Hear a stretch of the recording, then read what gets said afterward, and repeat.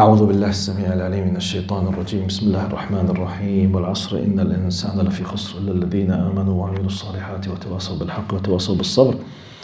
اللهم اجعل جمعنا هذا جمعا مرحوما والتفرق بعده تفرقا معصوما ولا تدع فينا شقيا ولا محروما. In the name of Allah subhanahu wa ta'ala, the most compassionate, the most merciful, all praise and thanks are due to him, and peace and blessings be upon his beloved Prophet Muhammad sallallahu alayhi wasallam. He who is guided by the will of Allah, no one can misguide him, and he who is misguided, no one can guide him except Allah subhanahu wa ta'ala. Alhamdulillah that we do bear witness that there is no God but Allah and Muhammad is his messenger. Assalamu alaikum wa rahmatullahi wa barakatuh. Today inshallah we will be finishing the final part of the conquest of Makkah. We are in the year 8 of the immigration of the Hijrah, which means less than 2 years before the death of Prophet Muhammad sallallahu alaihi wasallam, which means this is year 21 of the start of the revelation of Muhammad sallallahu alaihi wasallam. Just a quick reminder, just to keep you on the track with us. Prophet Muhammad sallallahu alaihi wasallam, after the Treaty of Al-Hudaybiyah, part of the treaty they have what we call alliance. So we have Khuza'a and Banu Bakr. So this is tribes. Some of them, they became alliance with Quraysh, and the other group, Banu Bakr, with Muhammad sallallahu alaihi wasallam. And part of the treaty that we covered a lot of sessions about it, to do such and such, don't do, you are allowed, not allowed. Part of it, if any group of the alliance faced any kind of danger, everyone should be supporting his alliance, which is like, the political and militant, treaties that we have today. It happened that Banu Bakr attacked Khuza'a. I made a mistake or I mixed? Sorry, Khuza'a attacked Banu Bakr. I switched. They asked, and Quraysh helped them, unfortunately, and they broke all kind of nerves and ties, and they killed them. So Prophet Muhammad ﷺ had to defend his alliance and to support them. So it's by the will of Allah subhanahu wa ta'ala. It was now the reason to enable and to help and to defend the oppressed group. Prophet Muhammad ﷺ was not planning to do so, but they broke, out of arrogance. Sometimes this is part of the meaning that we understand in the Quran. وَيَمْكُرُونَ وَيَمْكُرُ اللَّهُ وَاللَّهُ خَيْرُ الْمَاكِرِينَ. They do plan secretly, and Allah does plan secretly, and Allah is the best planners. Sometimes, big powers, they are led by arrogance. So they don't calculate it. Arrogance? Quraysh, for them, they were the supreme power in the Arabic Peninsula. So when they decided to support the oppressor against the oppressed, they did not care about the treaty. But they did not know that this new emerged Muslim power, they are ready to defend themselves and to defend their alliance. Now the arrogance made them blind. So they did not care. They broke all ties, they attacked and they killed. Okay, according to the treaty, you will be punished now. Who are you to punish? Boom, 10,000 soldiers. What? When? How? Who did? This is, Allah is the best of the planners. Some of the saying they say, إذا كان الظالم ينام فعين الله لا تنام. If the oppressor, by default, human beings, his eye will go to sleep, Allah's eye does not go to sleep, which means Allah subhanahu wa ta'ala hayy, لا تأخذه سنة ولا نوم. Allah does not take a nap. Allah does not take a rest. This is part of our faith. Allah subhanahu wa ta'ala, He has all living, all power, all ability, ultimate of everything. So you sleep, you think, you plan, but Allah subhanahu wa ta'ala has. This caused by the will of Allah that Muhammad ﷺ has now the ethical and the legal justification to the conquest of Makkah by the will of Allah, and they started it. Subhanallah. So subhanallah, Allah knows the ghaib. He says, okay, by the way, even if Muhammad attacked them without any valid reason, just for the reason that they kicked them out of his country and they killed hundreds of them and they took their properties. If they did it, who can blame them? No one. Yet they did not do it, even though they have the full justification. But Allah subhanahu wa ta'ala, subhanallah, pushed those arrogant people, those arrogants, to do what they did. So the conquest of Makkah started. 10,000 soldiers, they came from around. One of the biggest lessons we covered a few weeks ago, that Muhammad sallallahu alaihi wasallam, when he came, when he controlled everything, they were expecting what we know in our terminology now, a genocide or a massacre. They deserve it. 20 years of torturing for Muslims, killing them, taking their money, taking their kada, preventing them from the simplest things of their rights. So, okay, normally all people, they take revenge. Actually, forget the revenge now. Look to the what's so-called civilized countries, the European colonialism. When they went as a colonial power, what they did to the countries that they colonized. What they did? I mean, can we hide the history? I mean, they are not taking revenge. They are occupying other countries. What they did? They killed millions. Look to example, France and Africa, 16 countries, tens of millions, enslaved and killed. French, British, how many million Africans they took by force to what so-called new discovered, I don't know how they discovered. They discovered the country that contains indigenous of tens of millions, but they discovered it. But they discovered it, okay? It contains about 180 millions indigenous people, but they discovered it. Anyway, when they discovered what's so-called America, I mean, according to my readings, you know, the estimates, because it's historical things, and history is written by the conqueror. The estimates, the least number of those Africans who were killed while transferring them from Africa to America, to Britain, because now you have Britain, France, and Newfoundland, okay, which is America. The minimum is around 35 millions. The maximum of my readings who were killed, 240 millions. I'm talking about those who were killed. The average of those who were forced and they stayed alive and they managed to live around 180 millions. I mean, my question, because now the biggest flag that any mainstream media uses when they want just to play the dirty game against Muslims, Islam is connected with violence. True or false? Who is the violent?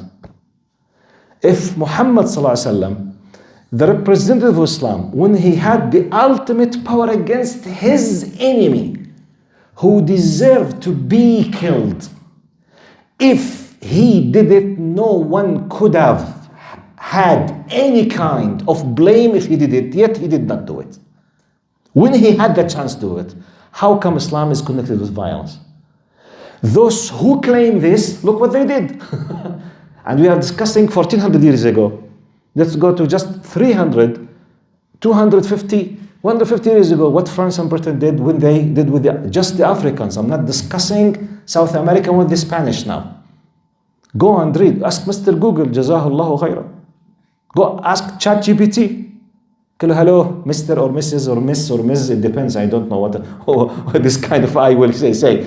Hello, Mr. ChatGPT. Can you give me an idea about the numbers that the Spanish people they killed in South America? Go and just read. See how very sad. What they did to them. How they burned them alive.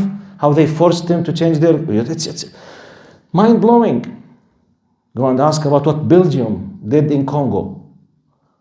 What France did in 16 African countries. What nice British Europeans did in India. How many thousands and hundreds of millions they killed when they conquered. I mean, the point. So please always, when someone wants to discuss with you about Islamic history, 14, you have to be equipped with numbers, with facts about colonial power, who claim that, oh, you Muslims, blah, blah. Excuse me. If If you want to discuss history and knowledge, this is, if you are seeking the, by the way, because of these facts, many people, they decided at least to respect Islam. More than at least, they became Muslims themselves when they discovered the truth. Wallahi. And knowledge is power. But okay, by the way, the majority of non-Muslims around us, they don't know the reality. And the majority of them, they are, by the way, very nice people. But they don't know. Now, ignorance in itself is a power against them by the mainstream media or some kind of whatever power. So what's the benefit of studying these things? You will be equipped with the truth. And in case of someone seeking, looking, discussing, debating, whatever, provide him with the truth. You need to know these numbers. So the most important thing that when Muhammad ﷺ, when he gathered those tens of thousands of Meccans with the 10,000 soldiers, he said, ما تفعلون ما ترون أني فاعل بكم. What do you think I will be doing to you? Immediately they say, أخ كريم وابن أخ كريم. A noble person and the son of a noble person. It's an Arabic rhetorical style of begging mercy. Which means we know nothing that you are the noble from the noble. I mean, we expect nothing than to be generous with us. Then he say, اذهبوا فأنتم الطلقاء. You are free. Nothing happened. He declared that a simple number between 7 to 9 must be killed out of tens of thousands. They did like big crimes. They must be punished. 2 of them, they asked the jiwar of Hani. Do you remember? This is another story. Hani is the sister of Ali radiallahu anhu. She came to him and said, Ya Rasulullah, أجرت فلان وفلان. Now we explained the meaning of the ijara, if you remember, or al-jiwar. Al-jiwar, to seek protection because you are his neighbor or his friend or even stranger. Once you asked al-jiwar, which means please, I need your protection. If you said you are under my protection, it will be an ethical and a social legal right that he must be protected. So 2 of those 7 or 9 who were declared as their blood should be shed because they are in the top criminals, they were protected by a woman. And when she came to Prophet Muhammad, still they are in the middle of the war. At the beginning, he said, Ya Rasulullah, I gave the jiwar for 2. He said, أجرنا من أجارت هانئ. Whoever you give the protection, I will give the protection. I need you to compare this with a story we read now to see the greatness of Islam. You know what's the greatness of Islam? Legislations are just for God Almighty. No one, the few humans, they have the right to interfere. Why I said this? Because of the story we will read now. Compare it with what Hani did. Okay? This is, we finished last time. Look to the things. Last time we said, the last thing we finished, Prophet ﷺ did the bay'ah. He made a covenant with the woman. Aisha says, والله ما مست يده رسول الله يد امرأة قط. He said he made the covenant with women, but he did not shake hands with them. He did not touch physically any woman. This is the last thing we finished last time. From the incident that happened, people started to come to Prophet Muhammad ﷺ and started making the bay'ah. I say, I bear witness that there is no God but Allah, and I give you the covenant to be a Muslim and to be a true Muslim and not to be a hypocrite or to be a liar or to work against you. You know, this is a big, like it's like signing a contract. Like we do now. When they ask you to sign a contract, you go, I hereby witness that blah, blah, blah, blah, something, and I know that if I made any kind of false information, I will go to the court and I will consider a liar or whatever. This is exactly used to be done by shaking hands, okay, that time. So Prophet Muhammad ﷺ, when the woman came to shake, he refused to touch their hands with any physical touch. This is one of the evidences that Muslims' tradition in general, we always keen not to have any kind of physical touch between males and females out of respect for the privacy of women. Many people, they misunderstand this. We say it out of what? Respect for the privacy and for the sexuality of women between the Muslim society. One of the, because sometimes they keep saying, you know, Muslims, look down. No. Look, subhanAllah, to Queen Elizabeth. Yeah, She passed away now, but when she was a queen, by the British law, do you know that just 8 categories of people, they are allowed to shake hands with the Queen Elizabeth? Such as, for example, the head of the parliaments, the head, like we speak about the parliaments, the Congress, the head of the royal palace, the just, categories by persons, which means 8 categories with 8 persons, just allowed to shake hands with the Queen out of respect. The rest of the people, by law, they have no right to shake hands with the Queen out of respect for her majesty and privacy. Subhanallah. No one says, oh, but this is backwardness. Oh, this is against the rights of Queen Elizabeth. No one said it. La ilaha illallah. What's this? Double standard. In other words, hypocrisy. You know hypocrisy? What? Some people, especially the secular Arabs, wow, look how great the British law is out of respect.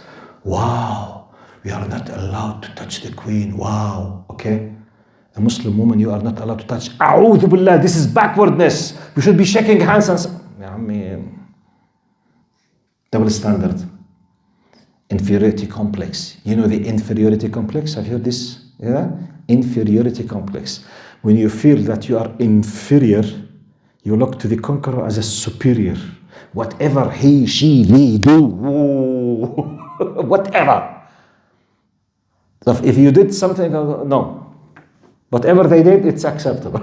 Anyway, for us as Muslims, we don't care what the people think. In Islam, Muslim men and women, they should not be physically touching each other. But we have exceptions. In the medical field, it's an exception. A female is in need for any kind of medical treatment, it's an exception. Okay? The police person, even if she's wearing the niqab, he wants to check the identity, no problem. Security points, they want to check that this is, no problem. But generally Muslims, they are not, shaking the hands. Actually, for us as Muslims, it's not shaking the hands, it's the physical touch in general, okay? Any kind. That's why when you talk about mixed parties or something, and the khalwa, we have a hukum in Islam that many people, they don't know, hurmatul khalwa. Khalwa, it's an Islamic terminology, means any stranger. Stranger is a terminology in the Islamic fiqh, means any person who is allowed to marry a female, he is a stranger for her in the Islamic terminology. We call ajnabi. Yani, for a woman, a Muslim woman, by default, males on earth, they are divided into 2 categories for her. Any Muslim female, men on earth, for her 2 categories, maharim and ajanib. Maharim from the word mahram. Mahram means the categories of people that it is ultimately prohibited for her to get married from. This category means the father, the son, the brother, the paternal, the grandfather, paternal and maternal, the grandson, paternal and maternal. All of those categories, they called maharim. It's completely prohibited to marry. This category of maharim, they can all see each other, they can travel, they can see her without the hijab, they can sit alone, they can. Apart from the maharim, every single adult male on earth is called in Islamic terminology ajnabi, a foreigner or a stranger. A foreigner or stranger in Islamic means he is allowed theoretically to marry. This ajnabi or foreigner, it's prohibited for him to sit with this female alone in a place fully secured without having any access for others to see them. It's called khalwa by default. But my intention has nothing to do with the intention. Once a foreigner female with a foreigner male, if they sit together in a place isolated from any kind of access to be seen by others, they are committing a sin. What? Yes. In Islam, Islam is based on preventive systems before being a curative system. Deen al-Islam وقائي قبل أن يكون علاجيا. We don't wait for the disaster to happen, then we start providing solutions for the disaster. No, because it's not we, it's Allah. Allah designed the system so that it prevents whatever bad, evil things to happen before it happens. That's why al-khalwa, it's to cut the road for any kind of consequences bad, which we can witness around us in the world. What consequences? Abortion. How many millions? Do you have an idea? What is abortion? By the way, abortion happens because of what? Because of sexual relation between men and women. Mainly. But why this happens? Because the free, open relations. This is just one aspect. Just one aspect, which is prohibited in Islam completely. You can't have any relation with any female except through marriage in Islam. Period. That's it. No way. Type when it was broken by east, west, north, south. One aspect, abortion. What is abortion? What is abortion? Direct intention of murder. What's abortion? A living human being in the womb, by force, it is taken and cut to pieces and thrown to rubbish bin. What's this? Is this killing or not? It's abortion. What's abortion? Because a man and a woman, they decided to enjoy 15 or 10 minutes of intimate relation. Someone else, human being, will be thrown in the rubbish bin and will be killed. Do you have an idea? Millions on a yearly basis. Millions. By the way, I'm talking about the official records, millions. The non-recorded by officials, Allah Alam knows. Just to give you simple, because I memorize it.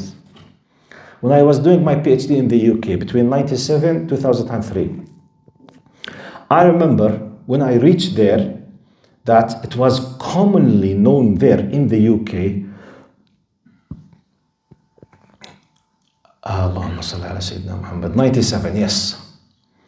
Let me remember. In 1976, abortion by law was allowed in the UK. 1976, okay? Which means less than, 21 years before I reached the UK. In 21 years, in the UK, official records of abortion cases in the official clinics, 5 million cases. I'm talking about 30 years ago. Just in the UK, official record, 5 millions. طب non-official, at least half of them, 7 millions. 7 millions in 20 years in one country. We're not discussing Spain, France, Germany, Canada, America. Can you imagine? Can you imagine what does it mean? This means when I'm speaking with you now, I have started my speech since about 20 minutes. Abortion cases around the world on yearly basis, it could be tens of not hundreds of millions. I don't know if while I'm speaking, if anyone can just do some quick research with ChatGPT or Google Kids, the latest. At least ask about the United States, because the best statistics on earth are the United States. We can make a quick analogy. Maybe while I'm speaking with you now, 20 minutes, wallahu a'lam, maybe few hundreds or thousands, they've been killed through abortion now. Why I'm discussing abortion now? To tell you how important that when Islam, we don't have the physical touch. It's the idea, not the physical touch. It's a full package of respect, the privacy, because Allah is the designer of the system. Okay? Then, look what happened. In that same day, a theft happened. What? A theft. Who did it? A woman. Are you with me? Look, Urwa ibn Zubayr narrated أن امرأة سرقت في عهد رسول الله صلى الله عليه وسلم في غزوة الفتح. At the time of the conquest, a woman made a theft, a Muslim woman. She was a Muslim. And she did what? A theft. She made benefit, the chaos, the people, they are conquering, the people, they feel, afraid of something. She made, yes? In 2020, 2020. Canada, 74,000. No, in the United States. No, just Canada. So, how much in Canada? How many? 74,000 in Canada. طيب, Canada. The US District of Columbia, 625,000. 600,000 just Colombia. Yes. We have 50 states. I mean, it could be something around between 8 to 12 millions in the United States a year, every year. Can you imagine if we talked about general world, or at least Western world? Maybe on a yearly basis, you'll talk about 35 millions. What?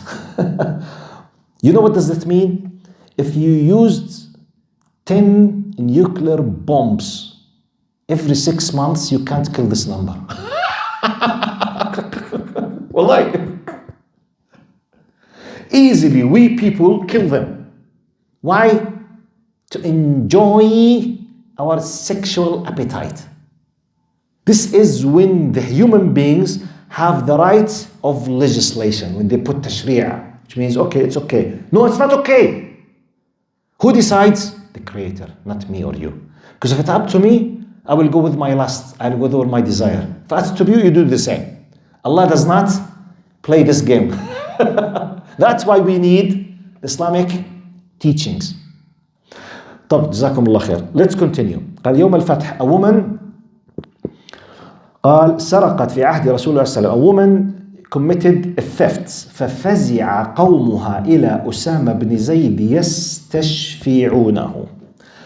They know the Islamic legislations, she will lose her hand. This is had now. It's one of the limits of Allah's decision. It's not a political opinion of Prophet Muhammad sallallahu alaihi wasallam. It's what? Had. We call it had. Which means no one can interfere in this. She made a theft, she deserves to be punished. Period. Now immediately, Prophet, her people, her tribe, they went immediately to Usama. Who's Usama? Usama ibn Zayd. He used to be who? He used to be called Usama bin Muhammad. Before Islam, he was adopted by Prophet Muhammad sallallahu alaihi wasallam. When Islam came, Islam refused the اللهم صل على سيدنا محمد. شو التبني بالإسلام؟ Adoption. صح ولا صح? Yes, he refused adoption in terms of attributing your name with the people. But Islam did not refuse adoption in terms of taking care and giving the shelter and the money. But you have no right to mislead the people by thinking your non-biological son is your son. Should not be attributed to them, because biologically he's not your son. It should be clear to the people that I adopted this person, I'm taking care of him, but he's not my biological direct son. Or otherwise, in Islam, this is a cheating and misleading in the lineage. Okay, this is the idea. Anyway, so when Islam came, he was commanded by Allah to declare that this is not Usama bin Muhammad, he is Usama bin Zayd. He was one of the closest people to the heart of Prophet Muhammad sallallahu alaihi wasallam. He loved him so much. So when this woman committed the thefts in the midst of, the conquest of Mecca, they immediately went to Usama, asking him, begging him, Usama, please try to, speak with Prophet Muhammad. Maybe he will just, close his eye. He will just forgive her. Look what happened now. قال عروة, the narrator says, فلما كلمه أسامة, when Usama spoke with Muhammad صلى الله عليه وسلم, تلون وجه رسول الله فقال صلى الله عليه وسلم أتكلمني في حد من حدود الله. His face became colored, which means very red out of anger. He became so angry. When you became angry, your face becomes what? Red, because of the blood. Blood comes flushing. He said, قال فتلون وجه رسول الله. He became very red out of anger. He said, Ya Osama, are you arguing with me with one of the limits of Allah subhanahu wa ta'ala? قال أسامة استغفر لي يا رسول الله. Usama then said, please يا رسول الله, ask forgiveness because I did a big mistake. فلما كان العشي, next when the time of the Isha at the end of the day, at night, few hours later, Prophet Muhammad sallallahu alaihi wasallam قام خطيبا. He came to the minbar, gathering the people, all of them, and he said, قال فأثنى على الله بما هو أهله, and he praised God Almighty. ثم قال أما بعد فإنما أهلك الناس قبلكم أنهم كانوا إذا سرق فيهم الشريف تركوه وإذا سرق فيهم الضعيف أقاموا عليه الحد. He wanted to fix a big ethical concept has to do with justice. He said, be aware that one of the main reasons why the people before you, they were perished, they were demolished, they were destroyed, that they used to look to the people as classes. If the honored and noble people, they committed a crime, they used to close the eye because he's a noble person, he should be forgiven. But if the weak person from the low class in society committed a crime, everyone becomes abide by the law, and the law should be, applied on this criminal. But what about the president who committed a crime? He did not commit. But no, the honored noble people, they will be forgiven. Then he became very angry. He continued, sallallahu alaihi wasallam, قال والذي نفس محمد بيده. He is swearing by God with a special expression in Arabic. He said, by the one whom my soul is in his hand, which means he's swearing by God because his soul is in God's hand. قال والذي نفس محمد بيده لو أن فاطمة بنت محمد سرقت لقطعت يدها. He said, by Allah, if my daughter, the most beloved to me, Fatima, committed the crime of thefts, I would have cut and chopped her hand. Which means it's the limit of God, it's not mine. And he applied the had of Allah on that woman. Aisha says, قال فحسنت. Then after that, she repented and she became a very good Muslimah. قال وتزوجت, and she was married after that, this woman. قالت عائشة فكانت تأتي بعد ذلك فأرفع حاجتها إلى رسول الله. She used to come to me if she wants something from Prophet Muhammad صلى الله عليه وسلم, and we used to help her, which means he did not forgive anyone in the right of Allah subhanahu wa ta'ala. By this, the society will be protected. Look now, why these two incidents, they were mentioned? Because Prophet Muhammad sallallahu alaihi wasallam, two people, they were declared, so from those declared, they must be killed as top criminals. When Hani used the power of jiwar, she came, he immediately forgave them. Why? It was his political decision. It was not the decision of Allah. Once it was under his control, immediately he forgave, even though they deserve to be killed. When it became the right of Allah, he became very angry. And he told them, don't never think to change anything in the limits of Allah subhanahu wa ta'ala. By this we understand, the values of the things. Such as, for example, according to such something. If now, imagine, now we are in a Muslim country.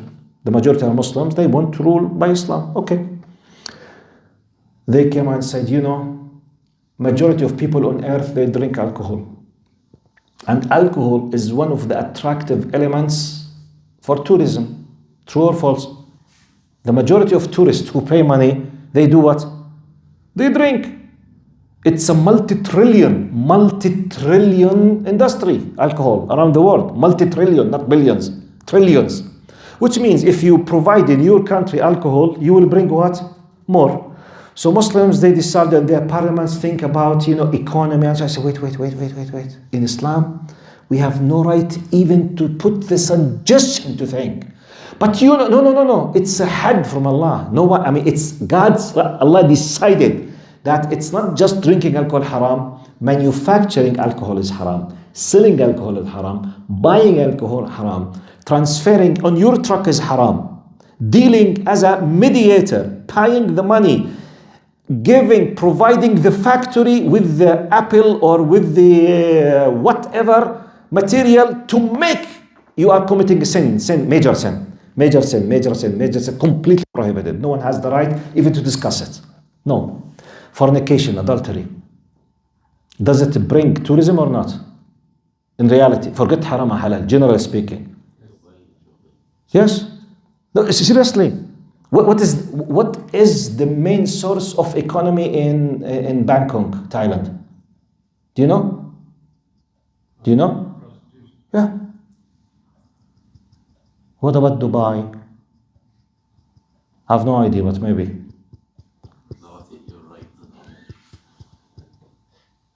No, don't go far. Do you know the Red District in Amsterdam, Holland? Have you heard about it? Go and read. I mean, it's not me. Forget me. Go and ask Sheikh Google. What is the Red District? And ask about the billions. And ask about the licensed prostitutes. What are their numbers? I will not tell you. Go and read, please. Red District, Amsterdam, and ask ChatGPT. What is the percentage of economy of Holland through the Red District? Come to me next week. In Islam, do we have the rights even to discuss it? No. If it's up to the people, negotiable. Why not to be like Bangkok? Why not? Why not to be like Hong Kong? Have you, by the way, I visited Hong Kong 5 times. Who visited Hong Kong with you? That's why you will not understand what I'm talking about. What happens at night? What kind of advertisement you see while you are walking in the street? To see when it's up to the people what they do. What they do. It's mind-blowing. Mind-blowing.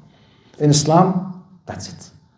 But who will benefit if alcohol is not sold, if prostitution is completely banned and prohibited, if interest is not allowed, people will benefit or will suffer? What is one of the biggest reasons of suffering for the people in the West now? Let's speak about Canadians. One of their biggest elements of pain, what is it? Interest. Most of the people, they are just living, may God protect me, interest rate goes up, immediately mortgage will happen what? But, my monthly mortgage was 2,500, I'm able. Now I'm paying 4,050. Interest. What's this? You were thinking that in 15 years, you started buying your house at the age of 25. You were planning to finish the price of the house at the age of 40. Now you discover that you might be approaching 55, 60, hardly to finish to pay. Why? Interest. What's interest? A tool of what? Enslaving the people. Who prohibits interest on earth? Just Muslims. If zero interest policy system applied, people will feel happy or miserable? Happy. I'm not talking about Muslims, non-Muslims. Non-Muslims.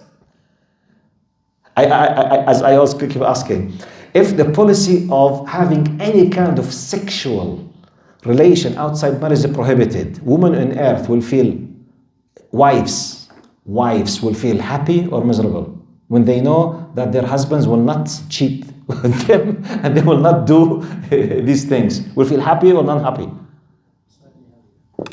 When men on earth, they know that their biological sons, they are their biological sons, they feel happy or miserable? Seriously, I'm asking. Do you know the program of the United States, the very famous program, You Are Not the Father? You know it? You are not the father. Do you know it? Who knows this program? No, please. Now you have 2 tasks tonight. The first task, go and ask about the red district, okay? But so as not to think that I'm exaggerating. Second task, just ask Google or ChatGPT. He said, please give me an idea about You Are Not the Father series of American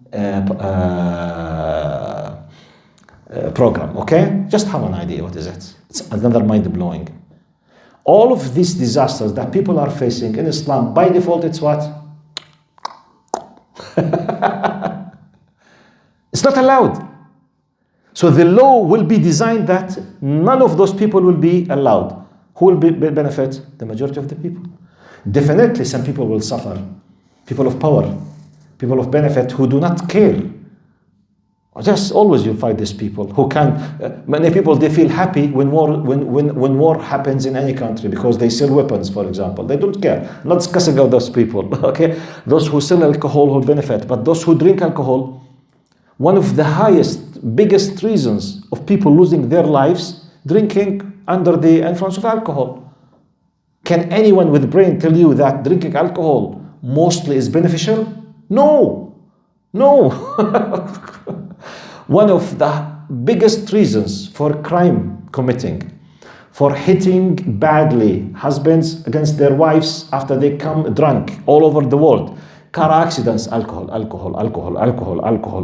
And you have tens of possibilities. You are not allowed to be a captain, a pilot if you have a truck. You are not allowed to drive if you have alcohol. This is a scientific evidence that this is a disaster. Yet, for the human beings, the drive, is it the harm or their own benefits? Some of them, they don't care about the harm.